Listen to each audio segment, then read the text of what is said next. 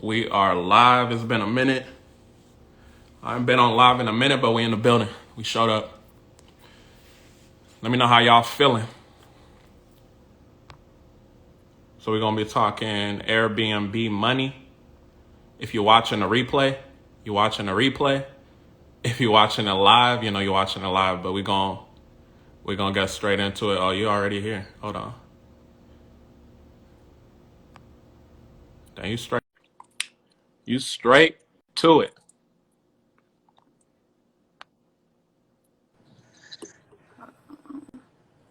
Can you hear me? Yes, I can. Hold on. How you feeling?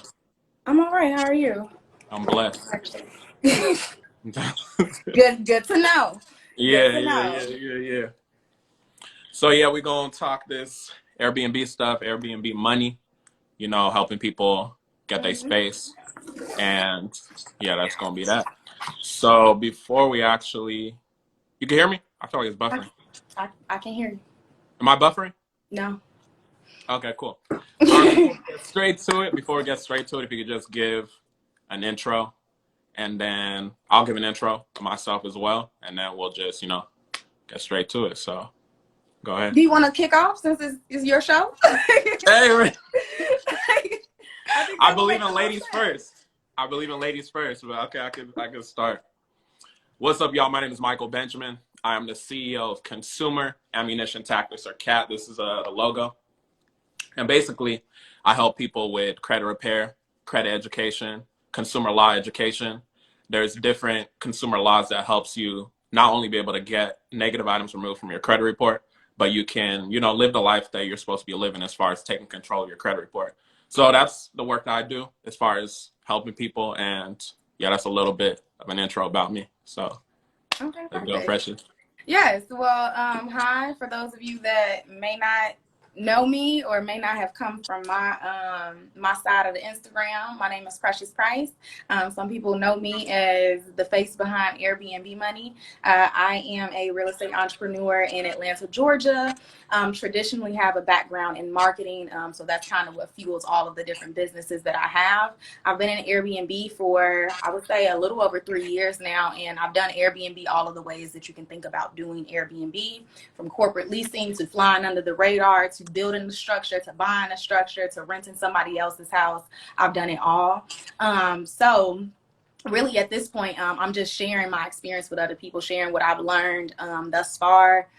Really, I think I'm nearing about 250,000 in terms of everything earned via short-term rental. You know what I'm saying? So things have been good. Like, yeah, that's really it. That's an intro for me. I'm sure we're gonna hop into everything else as well. Yeah, let's go one more. You know what I'm saying? All right, let's get straight to it. So we had a podcast interview. For those of you guys that are on Precious' side, I have a podcast. It's called the CAT, Consumer Ammunition Tactics Podcast. That's why we're here. And basically, we just talked about Airbnb and how its relation is to credit, but we want to actually cover more of how to actually go about finding space. So let's say my credit is where it's supposed to be at. What's the first thing I should do as far as, looking for spaces? What should I be aware of? What should I avoid? And things like that. Can we get into that? Yeah, of course. So if your credit is where it needs to be, that's going to make things so much easier. When we talk your credit, we're talking your personal credit, your FICO, your Experian, whatever it is, your personal credit, because your business credit is going to be separate. So when you have your business credit, when you have your personal credit in order, that affords you way more opportunity and you're able to get into the Airbnb game a lot faster. And I say that because those who have at least started the process of corporate leasing, this is the process that many people are, I guess, they know about, most popular, they think is the best option, and for some people it is, but it is going to be a lot easier for you to gain a corporate lease if your personal credit is in a good place. So if your personal credit's in a good place, the very first thing you need to do, no matter what, is start building some business credit. Even if you're not going to use it, start building it just on the side as you are doing everything else. Then at that point, since your credit is good, you want to go and talk to some places, call around. I would say, I personally like to tell people, you're going to go through a lot less hoops if you go the private owner route. If you go a landlord, if you go a homeowner route. Some people want to go the luxury apartments. Just understand, if you are going the luxury apartment route, your credit needs to be A1, your personal credit, in addition to your business credit as well. So if you have perfect credit, and in order to get started with Airbnb, really you just need to start calling around and building that business credit on the side. However, you are not necessarily going to leverage that to then get into the apartment. You're going to be leveraging your personal credit and still letting them know that you are doing Airbnb. We are not being slick with it, but still letting them know you are doing Airbnb. I do not recommend that. That's not the route I recommend at all.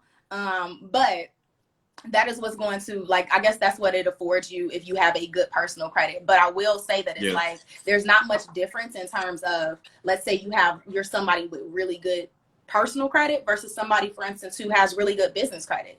You have just as many opportunities as somebody with really good business credit. And I think that's the beauty about Airbnb. Not even Airbnb, but the beauty about just business credit is that because it's not necessarily tied to your personal credit, it helps, though it can be. So that's a whole little business credit spiel.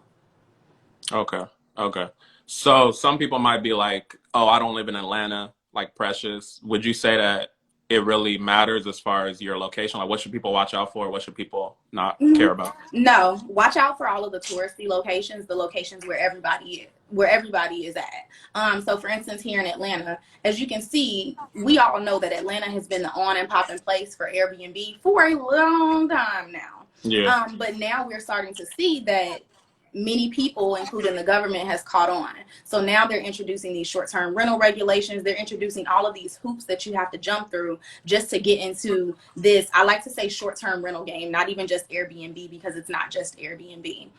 So I would say the best thing that you can do is steer clear of those very, very hot touristy locations with a ton of other people. Because if you are going to go, though, like many people who decide to go that route as well, you don't necessarily have a specific or unique target. So you're going to be listing your space just like everybody else is listing their space. And there's, I don't know, 500 other Airbnbs who are offering, okay, you got a nice view, you right downtown, but what else? Like, you're not catering to anybody. You're just sitting here and trying to make money. So I think that makes it a little harder. So no, you do not have to be in Atlanta, Georgia. I told y'all that I have a background in marketing. So by trade, I am able to, like, I don't know, identify opportunity, if that makes sense. So I feel like there is a market for literally everything. I could be out in Arkansas, but if I understand my marketing, let's say, for instance, I'm right outside of, I don't know, an Army base, then that is going to become my target. I'm going to be targeting people who are going to go see their family that's in the service or what have you. But you really have to have an idea of who you're targeting. Okay. So I want people to have no excuse, right? As a result of watching the live, so where they could start the Airbnb. What would you say is, it don't got to be just one, but like, what's like big mistakes people make that stops them from even, being successful Airbnb? Well, I would say number one, like, not really running it like a business. Like, a lot of people, and I think this is just because of like the social media culture that's been created. So many people are pushing this, okay, well, I'm making money from my phone. I'm working from home. I'm on the beach. I'm doing this, as if money's just falling into their account without any work. Yeah. And people get into the short-term rental space, and a lot of them are very surprised by the experience and what happens. And that's a lot of why, at least on my page, I share the good and the bad. I'm going to show you the numbers, but I'm also going to show you the broken beds. I'm going to show you the lost money. I'm going to show you it all. So I think a lot of people tend to get into this game, and it's like they want to treat it immediately like a side hustle. And in order for you to, like, really, I guess, make some real money in this and succeed and scale how a lot of people do, you are going to have to put some skin in the game. You're going to have to put in a little work. You could sit here and say that you're going to automate everything. You're going to hire this team and you're going to do this, but you are still going to have to, at least at the beginning, watch over to make sure that those things are being done correctly. I think the best realization that I had as an entrepreneur myself is realizing that people aren't going to care about your business the same way you care about it. They're not going to put in the same amount of effort. They're just not. So really just understanding, like, that is the biggest piece. And then biggest mistakes as well, I would say the location piece, but we've already touched on that. Trying to go to the hottest tourist location, and then they get their Airbnb unit up or short-term rental unit, and within 2 months time they haven't made any money.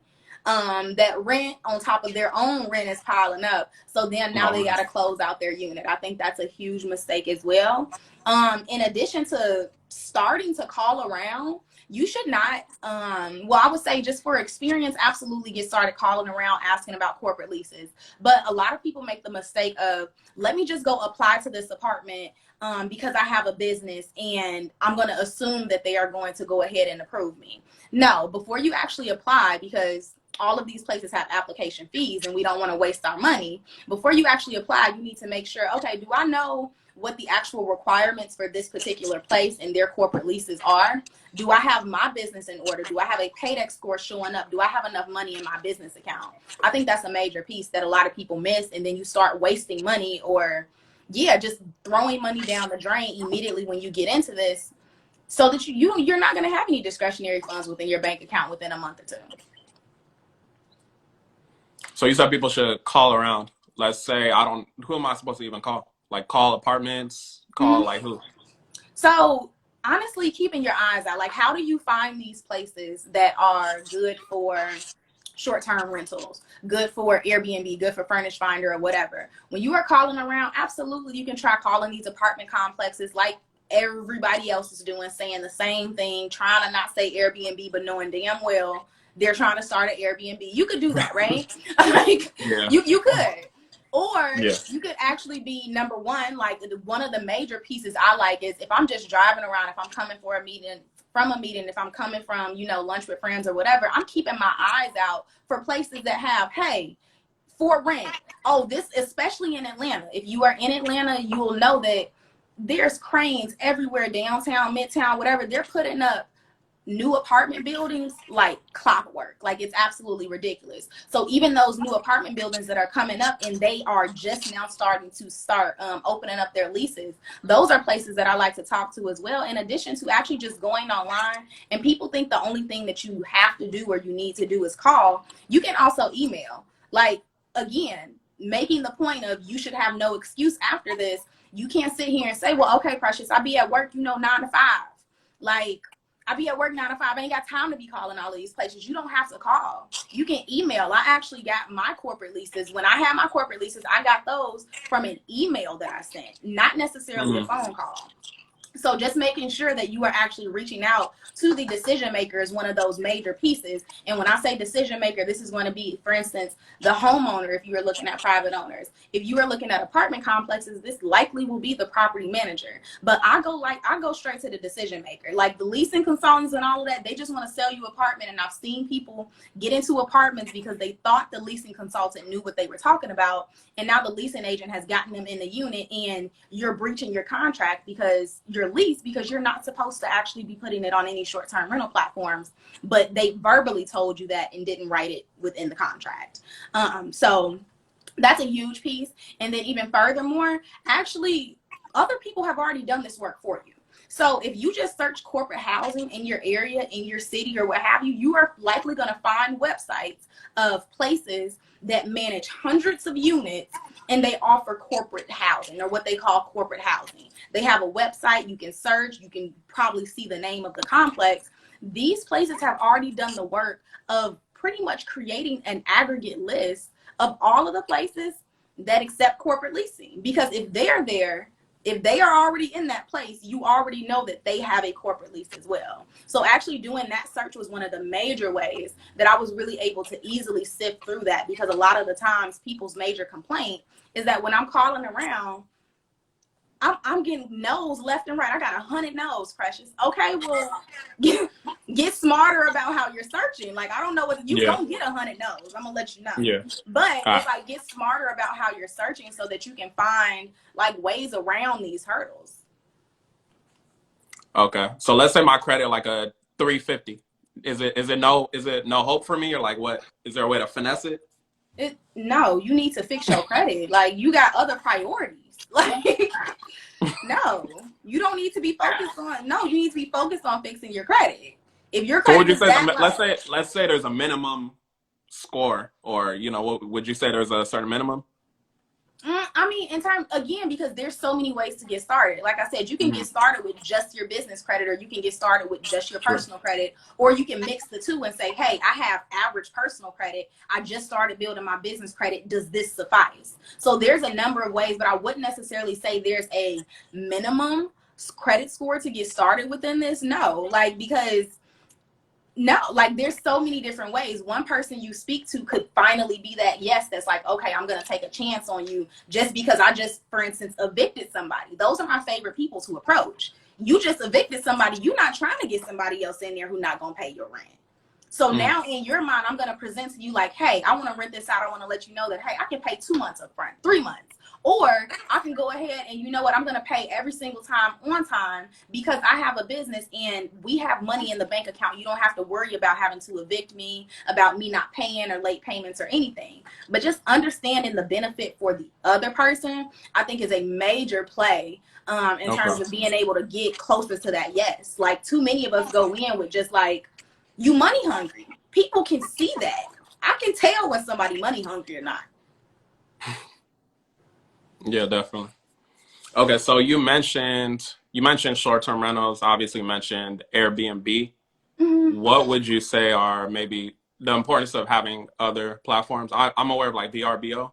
Can you name some of the other platforms? Yeah, Maybe VRBO, Furnish Finder, Homestay, One Fine Stay, Booking.com, TripAdvisor is one where you can also put your units on. There's a number of them. Peerspace is another one that isn't necessarily nightly rentals. It's more per hour. Yeah, but there are a number of them that you have an option to list on. And I think that there's a great importance in casting your net wide. So not just being listed on one platform. And I like to give a perfect example of that. So back in September, there was a crazy situation that I had going on with a guest. Very long story short, Airbnb ended up, like, the guest reached out to Airbnb. Airbnb ended up completely suspending my account, like for like 3 days straight. Suspended. Was barely communicating with me or anything, and ultimately they actually ended up deleting my entire account. But this just goes to show you like the importance of being like cast wide, because had I just been on Airbnb, all of my money would have been out. Like I would have been gone, because at the time I had 8 units. And for you to just completely, you canceled all of my future bookings. I have nothing else coming in. Like, it's a lot. So like you have to be listed on multiple platforms. And even if you're not listed on multiple platforms, have your own. Have a website, even if it's just a simple Wix template that you've thrown together and you can get some reservations or get some traction. At the very least, start building a mailing list of people can just provide you with their email list. You're golden. Because in the instance, for instance, when all of that happened with me, it was very easy for us to go ahead and say like, okay, well, let's send a note out to all of the people that we had reservations coming up with, letting them know that, hey, something's going on with our account. If you're still interested in booking with us and staying in the place, we can take your booking directly. And that is exactly how we handled it. But again, had I not had that infrastructure in place, I would have been so out of luck. Yeah, definitely. Before I ask my next question, I just want to let y'all know that's in here. We got like 10 minutes left. It's supposed to just be like, 30 minutes. So if y'all got questions, definitely type them down below. I'm sure, some of y'all been wanting to ask Precious a question. So, this is your time. But my next question, let's say I got my space, I'm calling. I'm able to get someone. They're like, okay, we're going to move forward. Can you walk us through the process, maybe paperwork needed, maybe things I should be aware of? Putting locks in my Airbnb, all that, the whole process? I mean, I can't walk through the entire process because that's just me reading off the ebook. Like, make sure y'all get the ebook. Exactly. Like, yeah, I have an ebook and then on top of that is like, I don't want to rush what I'm saying, and then it's just like, okay, got that. Like, no. So let's say how much? Wait, how much is the ebook? The ebook is right now $49, but I will tell y'all, shoot me a DM. Shoot me a DM if you're interested in the ebook. The 2022 version drops in like 2 weeks. So if you want to grab the previous version, everything is still up to date. I've just added so many more topics into this version for this year. So that'll be releasing in 2 weeks, and I am taking pre-orders. And you walking them through the process and everything? Yeah. Only $49? Yes. If y'all don't stop being cheap and hurry up and get the ebook. So yes, walking you through the process. Let's say you got your keys in hand, you've signed, you are good to go. Now Yeah. it's time. It's go time. I say from the moment that you get your keys, the clock is ticking. You need to, like, honestly, you should have already had some furniture in your cart on Amazon and Oh. Walmart ready to hit, like, okay, order. Because Mm-hmm. again, you're working against a time clock, so that essentially you never want the first payment to come out of your account. You never Mm. want that first rent payment to like be something, at least not all of it, to be something that you are putting up solely by yourself. So you want people in that unit as quickly as possible so that it can begin paying for itself. That is the Yeah. primary key. So that is why I say, like, the moment you have those keys, is really shopping and decor time. Those are the main things. I would say make sure that you double check your lease, ensure that it says, maybe even an addendum has been added. Look up the word addendum. An Mm. addendum has been added stating that you are able to actually list these on third-party marketing platforms. You are able to short-term rent this unit. Something along that language is going to help you. And I would even say, like, right now, like, I'm going through a litigation with a management company that I had Airbnb units at and all of that. And it's Mm-hmm. because, again, I had corporate leases, but they doing some shady stuff. So just understand that, like, everybody is really out for themselves in all of this. So again, you want to quickly get in there, get the furniture in there and all of that. And then I would also say, getting cleaners. You want at least 3 backup cleaners when starting out. Like, if you got good cleaners and you saying that, okay, I'm gonna have my auntie or my mama doing it, they reliable, they ain't got nothing else going on, okay, fine, it's cool. But have at least 3 backup cleaners. That is something that is a must. From that point, excuse me, from that point, I would just say start setting up your listing. Like, you need photos. You're gonna need professional photos. That is usually what I recommend. I really feel like since the saturation really came into the market for specifically Airbnb and just short-term rentals in general, the time is now gone of people just, okay, let me just take a picture on my iPhone and I'm gonna just put it up there and I don't really care. Airbnb definitely used to be that kind of platform where it's just like, hey, I got an extra room, you take a quick picture, it's gonna get booked, because that's just how it was. But now there are so many people playing within this space. So you really have to make sure that, like, how are you providing an experience? Who are you catering to? How are you making this unique? How are you making your listing stand out? So you want to start getting those listing details in order. And when I say listing details, this is also thinking about, like, all right, now that I have the keys to the unit and I am inside of the unit, I'm sitting in here, I can sit on the floor, I can really, I can be here at night, I can hear it. You need to think about who the best person is to be in there. Like, what do I need to put in there for me to provide them with the best experience? And then who is the best person? Because it's easy for me to say, like, okay, I am, I don't know, 5 minutes from Emory University Hospital. That's what a lot of people like to say, for instance, here in Atlanta. I'm 5 minutes from Emory University Hospital. Well, Emory University Hospital, yeah, it's great. And you're like, okay, well, cool, I'm targeting travel nurses. You have to think about that experience, right? Emory University is downtown, the hospital, I think. But either way, I'm thinking about one that's downtown. Either way, Mm-hmm. let's say that it's downtown, and let's say that you're right along a main busy street. And travel nurses, most times, not all the time, but most times, they're working night shift. If you are downtown along a busy street, or they're not working night shift, but they're working the morning shift and they need their nights clear and, quiet, you're downtown, it's loud. That, even though your location is fit for, let's say, a travel nurse, that isn't necessarily the best target or audience that you should do if you know that it's going to be loud, you're right next to some bars, like, and your guests are going to be complaining because they're not the ones that are, hey, they're going out when it's nighttime. They're coming in and they're going to sleep because they got to go to work tomorrow. So those are just things that you really have to think about. Okay. Someone had a question. They said, how do you build business credit to get started with Airbnb? So building business credit is just where you're signing up for different vendor accounts. So they have some things called net 30, net 90s and all that. Net 30 is basically you get it and then you have to pay it within 30 days. And business credit is dependent upon your payment history. So there's one place called a Uline. What I did personally, I bought masks from them. I paid it. You get something called a payback score. With your personal credit, obviously, you have your FICO score, Vantage 3.0 if you're looking at Credit Karma.